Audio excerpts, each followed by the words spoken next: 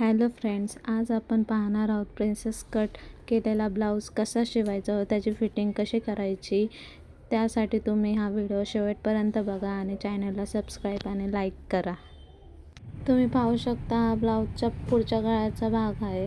आता आपण गळा पलटी करणार आहोत, ह्याला फिनिशिंग देऊ आणि पलटी करू। तुम्ही बघा, डिझाईन पण त्याची बघून घ्या।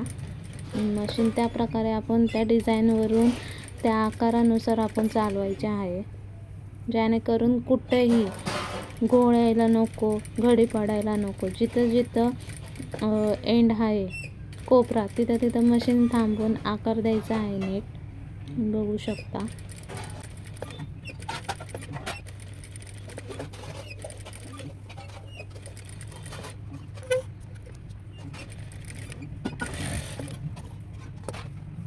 तुम्ही पाहू शकता, आता गळ्याच्या आकारानुसार आपण फिनिशिंग केलेले आहे। उरलेलं फॅब्रिक आता कट करून घ्यायचं आहे।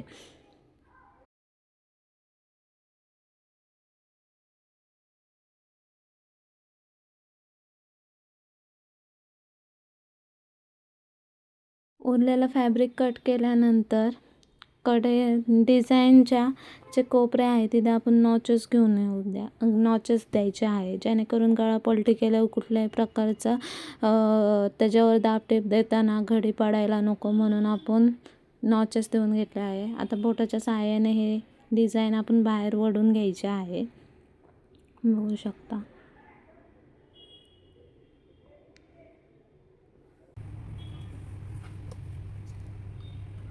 या डिझाईनवरून आपण दाब टिप देऊन घेऊया, जेणेकरून डिझाईन ही नीट सुंदर दिसेल, म्हणून मी यावर आता दाब टिप घेऊन देणार आहे। नीट आपण जशी फिनिशिंग देत होतो, गळा पलटी करत होतो, त्याच पद्धतीने आता आपण ह्याच्यावर गळा पलटी केल्यावर ही दाब टिप पण फिनिशिंगनुसार चांगलीच द्यायची आहे। बघू शकता। जिथे तुम्हाला डिझाईन अशी परफेक्ट वाटत नसेल तर परत ती आतून बोटाच्या साहाय्याने बाहेर ती डिझाईन सरकवून बरोबर त्या आकारावरून दाब टिप देऊन घ्यायची आहे।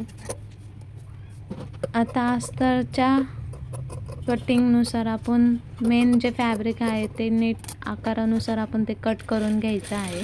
कट केल्यानंतर ओपन साईडला हुकाची पट्टी असते, त्या साईडला आपण एक टिप देऊन घेऊया। आणि आता प्रिन्सेस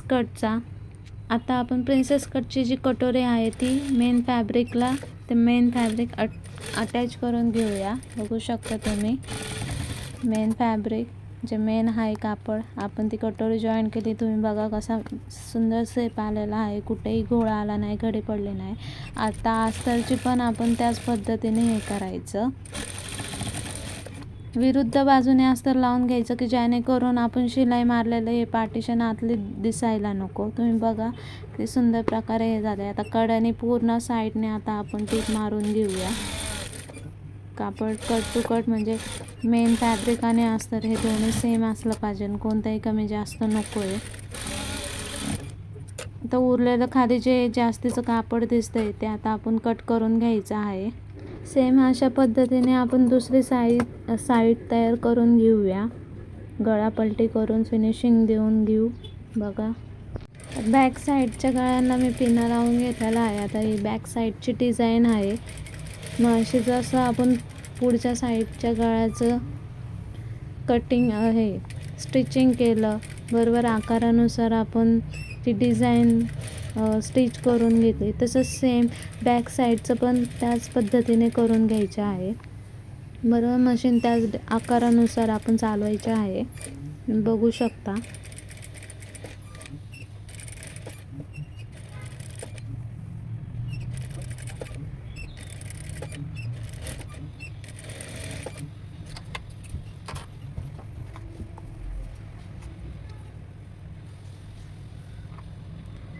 आता साईडने लावलेला पिना काढून घेऊया।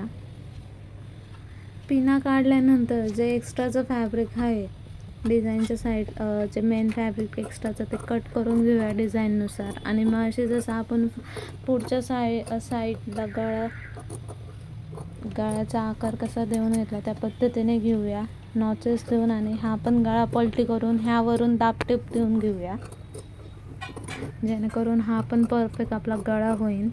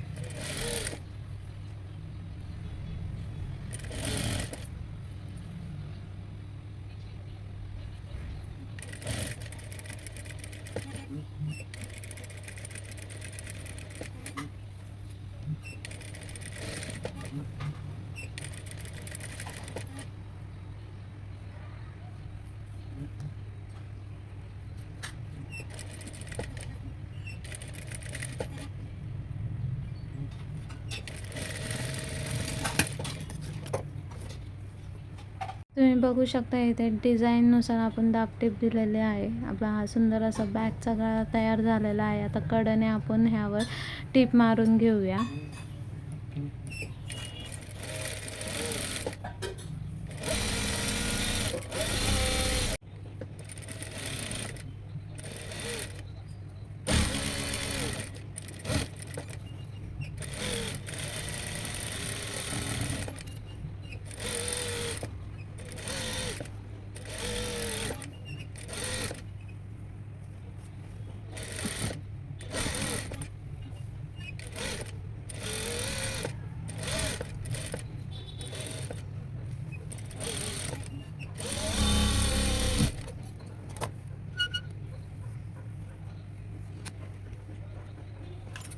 तर साईडने टीप मारून घेतल्यावर मध्यभागापासून कडेला 4 इंच घ्यायचं आहे. 4 इंच घेतल्यानंतर हे आपण टक्ससाठी घेतो आहोत. 4 इंच घेतल्यानंतर तिथं अर्धा इंचाचा आपला हा टक्स असणार आहे. व त्या 4 जिथं आपण डॉट दिला आहे तिथून वरती 4 इंच परत घ्यायचा आहे. तो आपला टक्स झाला बॅक साईडचा. दोन्ही साईडला अशा पद्धतीने हे टक्स टाकून घ्यायचे आहे. बघा तुम्ही 4 इंच मी मार्किंग करून तिथून अर्धा इंच हे केलं आहे टक्सचं, आणि तिथून वरती 4 इंचाचं मी टक्सची उंची टाकलेली आहे. आता त्या टक्स क्रॉसमध्ये आपण हा टक्स मारून घ्यायचा आहे. तुम्ही बघू शकता जे अर्धा इंचाचं आपण खालून हे केलं आहे आणि वरतून क्रॉस घेऊन खाली अर्धा इंचाच्या मार्किंगवर एंड करायचं आहे. दोन्ही साईडचे टक्स अशा पद्धतीने मारून घ्यायचे. हे बॅक साईडचे टक्स आहे.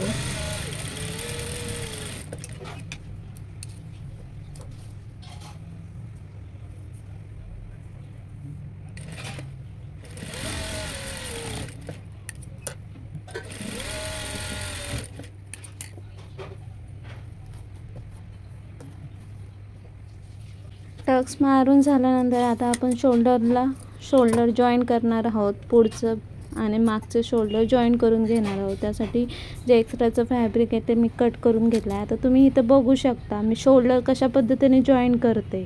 ही जरा वेगळी पद्धत आहे. सरळ फॅब्रिक जसं सरळ आपलं मेन फॅब्रिक आहे तसं ठेवून त्याच्यावरून एक टीप मारून घ्यायची कॉर्नरला. जास्तच कॉर्नरला नाही, नॉर्मल पाव इंचावर टीप मारून घ्यायची. दोन्ही साईडला दोन्ही बाजूला अशा प्रकारे आपण टीप मारून घ्यायची. ही टीप मारल्यानंतर एक्स्ट्राचं जे फॅब्रिक आहे ते मी कट केलं. परत मी हे फॅब्रिक पलटे करून घेतलं, म्हणजे अस्तरची साईड ओपन करून घेतली. तर तुम्ही बघा मी कशा प्रकारे. आणि परत पाव इंचावर आपण जे टीप मारली होती अगोदरची ती झाकून घेण्यासाठी आपण आता पाव इंचावर परत टीप मारून घेणार आहोत. शोल्डर म्हणजे हे बघू शकता तुम्ही. आता मी हे शोल्डरला शोल्डर जॉईन केलं आहे. अशा प्रकारे आपण दुसऱ्या साईडचं करून घ्यायचं आहे. बघू शकता आपला शोल्डर जॉईंट झाला आहे, जेणेकरून आपले कोणते धागे निघू शकणार नाही. कापडाचे धागे निघतात कधी कधी, त्यामुळे अशा प्रकारे आपण शोल्डर जॉईंट करून घ्या. तुमचे कापडाचे धागे शोल्डरचे इथे निघणार नाही. तर दुसऱ्या साईडचं पण करून त्याच प्रकारे करून घ्यायचं आहे आपण.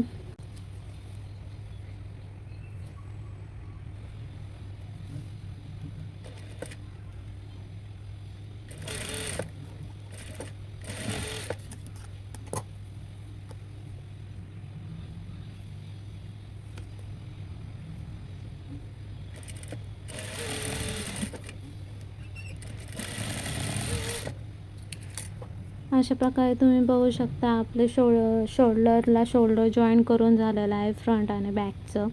अगदी छान फिनिशिंग आली. आता मेन तुम्हाला महत्त्वाची मी गोष्ट सांगते. काय वेळा फिटिंग करताना ब्लाऊजची कडची साईड स्लीव्स लावल्यानंतर फिटिंग केल्यावरती खालीवर होती. तर तुम्ही बघा मी ब्लाऊज खाली नीट ठेवून सरळ असं ठेवून दोन्ही साईडला इक्वल करून मुंड्याच्या इथून मी टाचण्या लावून घेते. दोन्ही साईडने टाचण्या लावून घ्यायच्या. तर टाचण्या लावल्यानंतर तुम्ही बघू शकता जे एक्स्ट्राचं जे फॅब्रिक आहे खालचं ते आपण कट करून घ्यायचं आहे. म्हणजे बॅक साईड आणि फ्रंट साईड ही सेम खालून करून घ्यायची आहे, सेम सरळ आकारात करून घ्यायचे आहे. जेणेकरून जेव्हा आपण स्लीव्ज लावताना कडची साईड ही खालीवर व्हायला नको, म्हणून आपण ते सरळ करून एका आकारात ते करून घ्यायचं आहे. त्यामुळे आपण जेव्हा फिटिंग करतो तेव्हा मुंड्याचा आकार जो कडाचं मुंड्याचं हे असतं ते इक्वल येतं. बघू शकता आता मी जे एक्स्ट्राचं जे खालचं फॅब्रिक आहे ते कट करून टाकते.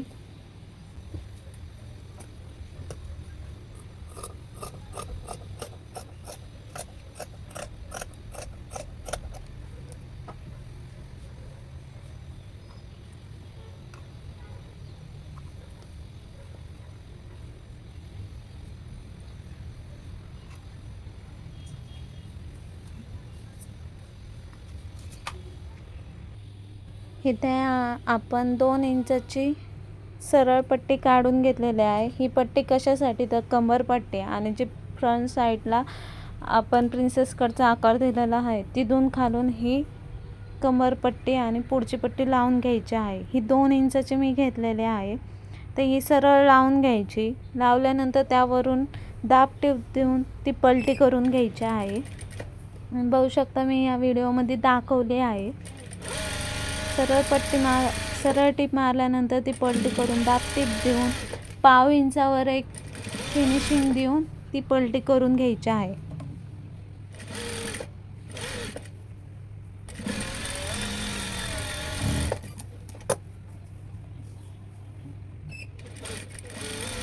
ही दाब टीप देऊन घेते मी, बघू शकता.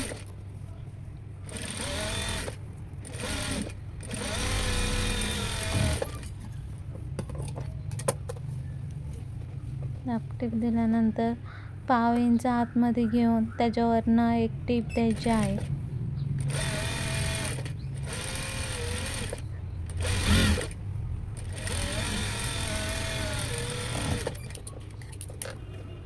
तर परत एकदा दाब टीप देऊन घ्यायची.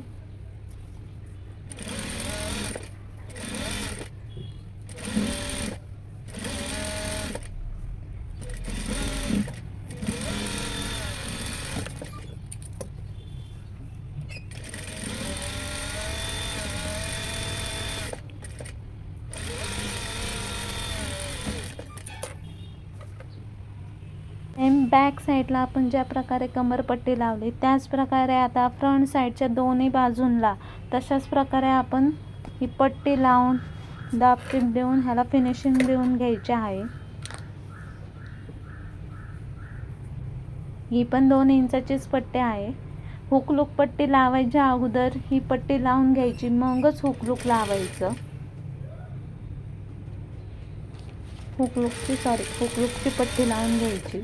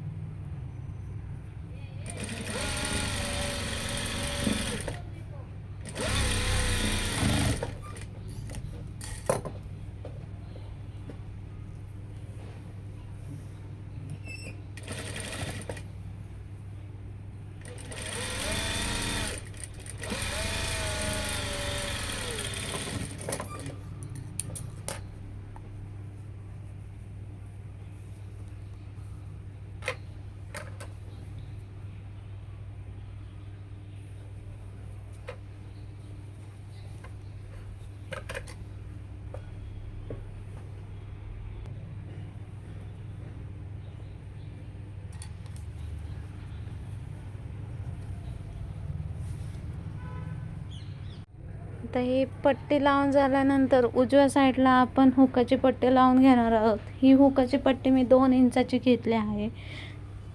ती फोल्ड करून आता उजव्या साईडला मी लावून घेते.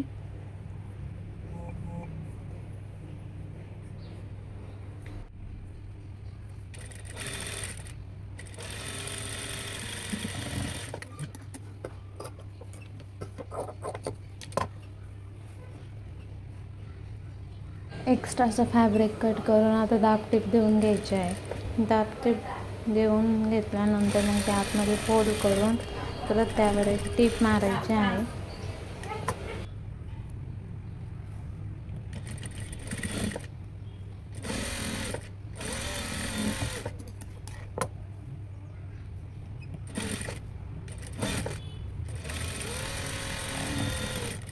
आता हुक पट्टी लावून झालेली आहे. आता डाव्या साईडच्या भागाला आपण लूपची पट्टी लावून घेणार आहोत. इथं मी पट्टी ही 4 इंचाची अखंड पट्टी घेतली आहे.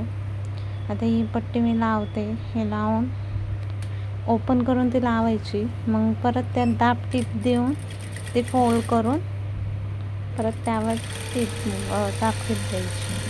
हे शकता तुम्ही.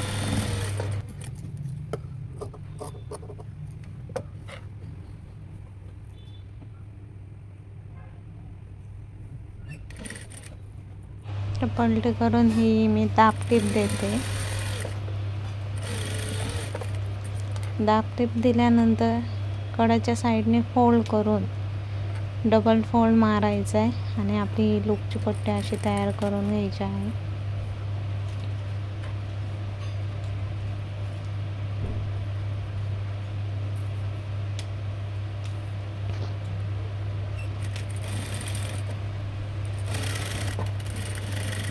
अशा प्रकारे आपले हुक आणि लूपची पट्टी तयार झालेली आहे. तुम्ही बघू शकता त्याची फिनिशिंग. आता आपण बाही लावणार आहोत. तर आता आपण बाही लावून घेऊया. आता ही तुम्ही म्हणता नाशी कशी, ही पफ स्लीव्ज आहे. हे आता आपण ब्लाऊजला लावून घ्यायचे आहे. तुम्ही बघू शकता. आता ब्लाऊजच्या बंद साईडला घ्यायची. आतल्या साईडने आता प्लेट्स टाकून घ्यायच्या आहे. तुम्ही बघू शकता. आणि बाही आपल्या एंडपर्यंत लावून बघायची आणि उरलेल्या फॅब्रिकच्या आपण इथं प्लेट्स टाकून घ्यायच्यात. आता तुम्ही बघू शकता इथं माझ्या 3 प्लेट्स पडल्या. ते मी तशा प्रकारे लावते.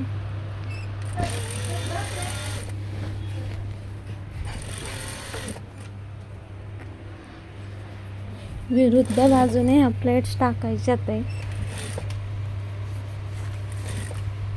बघू शकता तुम्ही. ज्या प्रकारे मी आता ही एका साईडची स्लीव्ज लावून घेतलेली आहे, त्याच प्रकारे आपण दुसऱ्या साईडची पण स्लीव्ज अशाच पद्धतीने लावून घ्यायची आहे. प्लेट्स पण बरोबर इकडं जेवढ्या पडल्यात तेवढ्याच तिकडं पाडायच्या. तुम्ही बघू शकता आपलं ही पफ स्लीव्स लावून झाले आहे आणि याचा सुंदर असा पफ किती छान दिसतोय. आपल्या दोन्ही बाजूच्या स्लीव्स लावून झालेले आहेत. आता आपण कडाने टीप मारूया. याची फिटिंग करायची, कडाने टीप मारून घेऊया. सगळे पार्टिशन इक्वल करून घ्या. जसं करून आपण मगाशी जे कटिंग केलं आहे तुम्ही बघू शकता. इथं बघा, कट केल्यामुळे आपला कडाचा जो पार्ट आहे तो एकदम इक्वल आलेला आहे.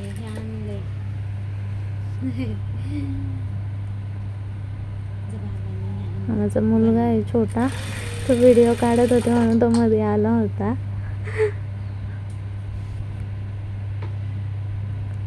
बघू शकता बरोबर मुंड्याला मुंडा तो जॉईन करून एंडपर्यंत, कमरेपासून ते स्लीव्सपर्यंत आपण कडाने टीप मारून घ्यायची आहे.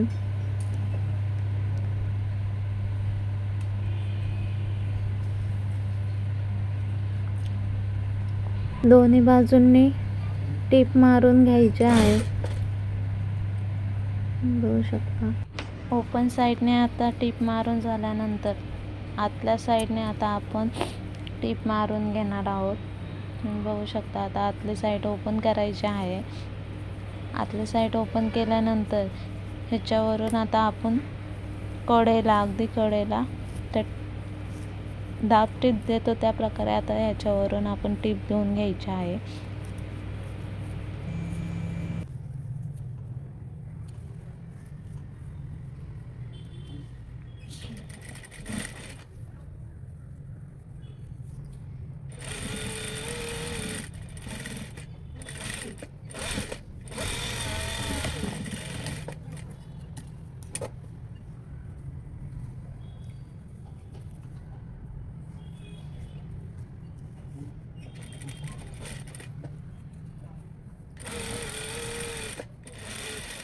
व्हिडिओमध्ये दाखवल्याप्रमाणे दोन्ही साईडला आपण टीप मारून घेतलेले आहे. आता फिटिंग कशी टाकायची मी तुम्हाला आता सांगते.